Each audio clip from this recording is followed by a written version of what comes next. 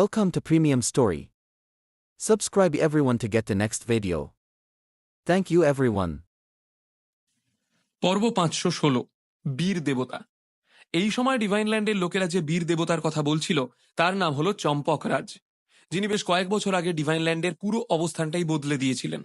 কিছু ভালো কাজ আবার কিছু খারাপ কাজ দুটোই করেছিলেন তিনি। যদিও সত্যিকারের রাজা তিনি ছিলেন না, তবে হ্যাঁ, এখনও ডিভাইনল্যান্ডের লোকেদের মনে রাজা হয়েই রয়েছেন তিনি। লোকেরা তাকে রীতিমতো ভয় করে। এখন প্রশ্ন হলো যে এই চম্পকরাজ কি আসলেই নীলের দাদা ঠাকুর নাকি অন্য কেউ?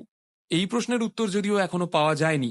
গুটির কথা শুনে এক মুহূর্তের জন্য ভীম টুডু হতবাক হয়ে গেলেও পর মুহূর্তেই সম্বিত ফিরে পেয়ে এসে বলল, তুমি কি সেই মানুষের কথা বলছো যে এক আঘাতেই ডিভাইনল্যান্ডের বহু যোদ্ধাকে শেষ করে ফেলেছিল, যে নিজের সমস্ত শক্তি দিয়ে ব্ল্যাক ফাউন্ডেশনের প্রতিষ্ঠাতাকেও আঘাত করেছিল, যাকে ধরতে ব্ল্যাক ফাউন্ডেশন নিজেদের সমস্ত সেনাবাহিনী কাজে লাগালেও কোনো সুরাহা করতে পারেনি? এক নিঃশ্বাসে গড়গড় করে বলে গেল ভীম টুডু, একদম। সেই মানুষটাকে ব্ল্যাক ফাউন্ডেশন কত বছর ধরে খুঁজেছে, তাকে খুঁজে না পেলেও তার উত্তরাধিকারীকে পাওয়া গেছে। মৃদু গলায় বলল গুটি। গুটির কথা শুনে আরো একবার তার দিকে ফ্যাল করে তাকিয়ে রইল ভীম টুডু। এই সেই লোক, আমার কথা বিশ্বাস করো, গম্ভীর মুখে বলে চলল গুটি। এই সময় মুরামাসা নীলের হাতে রয়েছে। একটু আগে ওর সাথে লড়াইয়ের সময় আমি নিজে চোখে দেখেছি। গুটির মুখে এমন কথা শুনে বিলে আর বাকিরা একেবারে হতবাক হয়ে গেল। চোখগুলো যেন ঠেলে বেরিয়ে আসতে চাইল তাদের। ভীম, আমার আর তোমার দুজনেরই গায়ের শক্তি যথেষ্ট বেশি, আর আমরা দুজনেই জানি যে তার জন্য আমরা ঠিক কতটা পরিশ্রম করেছি। আমার মনে হয় না মাথা গরম করে আমাদের এতদিনের পরিশ্রম এভাবে নষ্ট করাটা উচিত হবে। ঠান্ডা মাথায় ভীমকে বোঝানোর চেষ্টা করতে লাগলো গুটি। যদিও তার কথা এখনো শেষ হয়নি, ঘটনার অন্য দিকটাও একটু তুলে ধরার চেষ্টা করলো সে। যদি এখন উত্তেজিত হয়ে ওনার কাছ থেকে প্রতিশোধ নেওয়ার চক্করে আমরা ওনাকে আক্রমণ করি, তাহলে শেষ পর্যন্ত পরিস্থিতি কি দাঁড়াবে সেটা এখনই বলা যাচ্ছে না। তবে কয়েকটা বিষয় আমাদের ভুললে চলবে না। প্রথমত, এই মুহূর্তে নীলের কাছে মুরামাসা তলোয়ার রয়েছে, আর দ্বিতীয়ত ও সেই রাজার উত্তরাধিকারী যে ক্ষমতার সাথে সেই রাজা আমাদের দেশ আক্রমণ করেছিলেন। দ্বিগুণ শক্তির সাথে নীল আবার আক্রমণ করলে আমাদের দেশের জন্য সেটা ক্ষতিকারক না হয়ে দাঁড়ায়। ভীম টুডু কিছু বলার আগেই গুটি আবার তাকে বলল, ভীম, আমি আর আমার লোকেরা ইতিমধ্যেই সিদ্ধান্ত নিয়ে ফেলেছি, আমরা নীলকে আক্রমণ করব না। কিন্তু যদি তুমি বা তোমার লোকেরা আক্রমণ করতে চাও, সেটা তোমাদের ব্যক্তিগত ব্যাপার। শুধু আমাদের ডিভাইন ল্যান্ডের উপরে যেন কোনো আঁচ না আসে। মনে রেখো, সেখানে কিন্তু তোমার পরিবারও রয়েছে। গুটির কথা বলার ধরন মুহূর্তের মধ্যে পুরোপুরি বদলে গেল। গুটির কথা বলার ধরন দেখে ভীম হতবাক হয়ে গেল, কিন্তু খুব মন দিয়ে কথাগুলো ভাবনা চিন্তার পর সে বিষয়টাকে ইতিবাচকভাবেই ভাবার চেষ্টা করলো। মাথা নেড়ে জোর করে মুখে হাসি এনে নীলের দিকে এগিয়ে গেল সে। আমাকে ক্ষমা করে দিন, আমি অহংকারে অন্ধ হয়ে গিয়েছিলাম, আর আপনার পরিচয় সম্পর্কে আমার কোনো ধারণা ছিল না। আপনার আর আমার মধ্যে আকাশ পাতাল তফাৎ। আপনি হলেন গিয়ে স্বর্গের সারথি, আপনি মহান। ভীম টুডুর মুখের কথা শুনে নীলের মন খুশিতে নেচে উঠলেও সে নিজের আবেগকে সংযত করে বেশ গম্ভীর একটা ভাব করে বলল, ভবিষ্যতে আর কখনো এত অহংকার করো না। আজ প্রথমবার আমাদের আলাপ হয়েছে, তাই আমি সবাইকে ক্ষমা করে দিলাম। কিন্তু পরের বার এরকম কিছু ঘটলে সেটা তোমাদের জন্য খুব একটা ভালো হবে না। কথাটা বলে ভীম টুডুর মাথায় নিজের হাত রাখল নীল। ভাবখানা এমন যেন সে বিশাল বড় কোনো সাধু পুরুষ আর নিজের শিষ্যকে আশীর্বাদ করছে। হ্যাঁ, নিশ্চয়ই। মুখে ভীম টুডু একথা বললেও একটা তেতো হাসি ফুটে উঠেছিল তার মুখে। নিজের এই সিদ্ধান্তে সে মোটেই খুশি হতে না পারলেও আপাতত করার মতো তার কাছে আর কিছুই ছিল না। আজ পর্যন্ত ভীম টুডু কারোর সাথে এভাবে কথা বলেনি। নীলের পেছনে থাকা শক্তির উৎস এতটা শক্তিশালী না হলে ভীম টুডু তাকে মারতে 2 সেকেন্ডও সময় নিত না।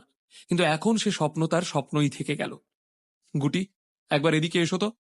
পেছন ফিরে হাত নেড়ে তাকে ডেকে পাঠালো নীল, আর সেই সঙ্গে ভীম টুডুর থেকে একটু দূরে সরে গেল সে। যেই না গুটি নীলের কাছে আসলো, অমনি নীল তাকে খুব স্বাভাবিক স্বরে জিজ্ঞেস করলো, ডিভাইন ল্যান্ডের আর কতজন বেঁচে আছে? বর্তমান পরিস্থিতি অনুযায়ী হিসাব করলে আর 4 জন হবে। ওরা এখন প্রোফাউন্ড রিয়েলেমের সাথে যুদ্ধে ব্যস্ত। বেশ সম্মানের সঙ্গে জবাব দিল গুটি। ওরা ঠিক কতটা শক্তিশালী? ওদের তুলনা কি তোমাদের 2 ভাইয়ের সঙ্গে করা চলে? কৌতূহলী হয়ে প্রশ্ন করল নীল। নীল, হয়তো আপনি জানেন না, কিন্তু ওরা 4 জনেই যথেষ্ট অহংকারী। ওরা ডিভাইন ল্যান্ডের সর্বশ্রেষ্ঠ যোদ্ধাদের মধ্যে পড়ে, আর সেই কারণেই ওরা এই যুদ্ধে অংশগ্রহণ করেছে। ওদের 4 জনের প্রত্যেকেই একা মোকাবিলা করার ক্ষমতা রাখে। ওদের শক্তি আমাদের থেকে অনেক বেশি, আর খুব শিগগিরই ওরা আমাদের মাস্টারের কাছাকাছি পৌঁছে যাবে। ওদের শক্তি এক কথায় অসীম বললেই চলে। প্রতিটা তথ্য খুব খুঁটিয়ে নীলকে জানালো গুটি। 4টে লোক যাদের গায়ে শক্তি ডিভাইন ল্যান্ডের অন্যান্য লোকেদের থেকেও অনেক বেশি, আর কয়েকদিনের মধ্যেই তারা মাস্টারের সমান হয়ে যাবে। খবরটা শুনে মোটেই ভালো লাগলো না নীলের। সাথে সাথে নীল কুনাল আর তার দলের বাকি লোকেদের দিকে তাকালো। নীলের আলাদা করে তাদেরকে আর বলার প্রয়োজন ছিল না যে এখনো প্রোফাউন্ড রিয়েলম যথেষ্ট বিপদের মধ্যেই রয়েছে। চোখের ভাষাতেই সমস্ত কথা নিজের সাথীদের বুঝিয়ে বলল সে। অপূর্ব ধারা যে কোনো উপায়ে নিজেকে বাঁচিয়ে নেবে ঠিকই, কিন্তু প্রোফাউন্ড রিয়েলমের বাকি লোকেদের প্রাণ সে বাঁচাতে পারবে না। আর বর্তমান পরিস্থিতি অনুযায়ী এখনো পর্যন্ত এটাই জানা যাচ্ছে না যে প্রোফাউন্ড রিয়েলমের আর কতজন যোদ্ধা এখনো পর্যন্ত জীবিত। আর রৌনক ধারার কাছ থেকে নীল কোনো কিছুই আশা করছিল না। তাকে ধর্তব্যের মধ্যে আনাটাও যেন সময় নষ্টেরই সামিল। নীলের মাথা এই মুহূর্তে ঘোড়ার চেয়েও দ্রুত গতিতে দৌড়াচ্ছিল। আর হঠাৎ করেই একটা বুদ্ধি খেলে গেল তার মাথায়। ওদের চারজনের গায়ে শক্তি যথেষ্ট, সে কথা তো বুঝলাম। আমি আসলে জানতে চাইছিলাম যে ডিভাইন ল্যান্ডে ওদের পারিবারিক অবস্থানটা ঠিক কেমন। বেশ স্বাভাবিক স্বরে প্রশ্ন করল নীল। ভাবখানা এমন যেন সেই চারজনের কথা নয়, বরং তাদের পরিবারের কথা জানতেই সে বেশি আগ্রহী। নীলের কথা শুনে গুটি, মল্লার আর তাদের বাকি সঙ্গী সাথীরা হঠাৎই বেশ ভয় পেয়ে গেল। এই দেবতা তো সত্যি বেশ ভয়ানক বলে মনে হচ্ছে। ওনার চোখে তো আমাদের ডিভাইন ল্যান্ডের সব থেকে ভালো চারজন যোদ্ধার কোনো মূল্যই নেই দেখছি। উনি তো সরাসরি ওদের পরিবারের কথা জানতে চাইছেন। নীলের কথা শুনে এই কথাই ভাবল সকলে। কিছুক্ষণের জন্য হতভম্ব হয়ে গেলেও মুহূর্তের মধ্যে সম্বিত ফিরে পেল গুটি।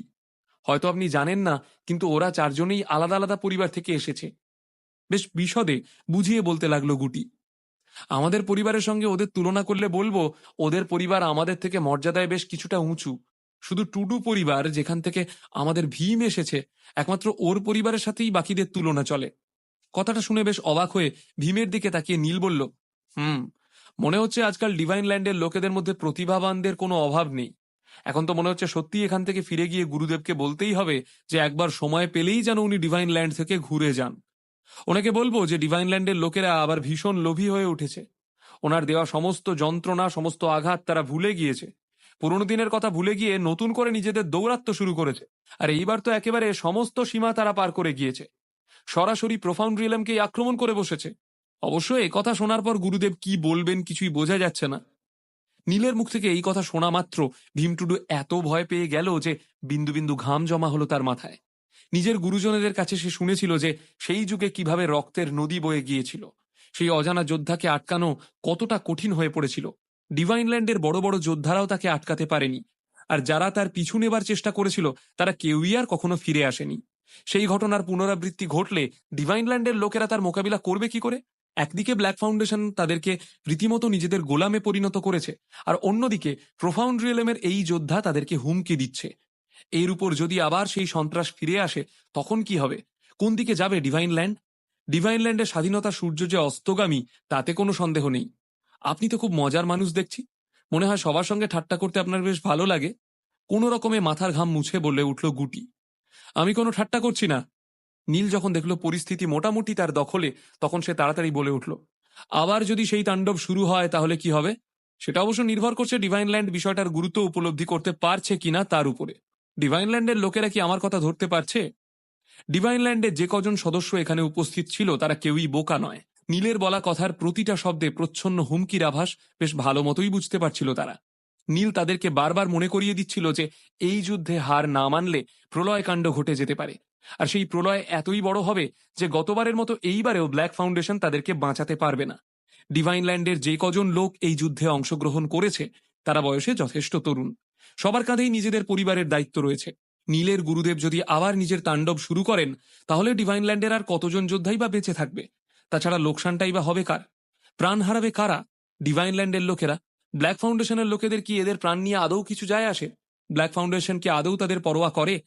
উপস্থিত কেউই এসব কথার উত্তর দিতে পারবে না, কারণ তারা দুদিক দিয়েই ফেঁসে রয়েছে। বেশ কয়েক বছর আগে যখন সেই বীর যোদ্ধা তাণ্ডব শুরু করেছিলেন, তখন ব্ল্যাক ফাউন্ডেশন নাকে তেল দিয়ে ঘুমাচ্ছিল।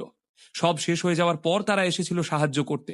নিজেদের শক্তি প্রদর্শন করতে ব্ল্যাক ফাউন্ডেশন সেই বীর যোদ্ধাকে হারানোর চেষ্টা করেছিল বটে, কিন্তু সেই বীর যোদ্ধা তাদেরকে একেবারে নাস্তানাবুদ করে ছেড়েছিলেন।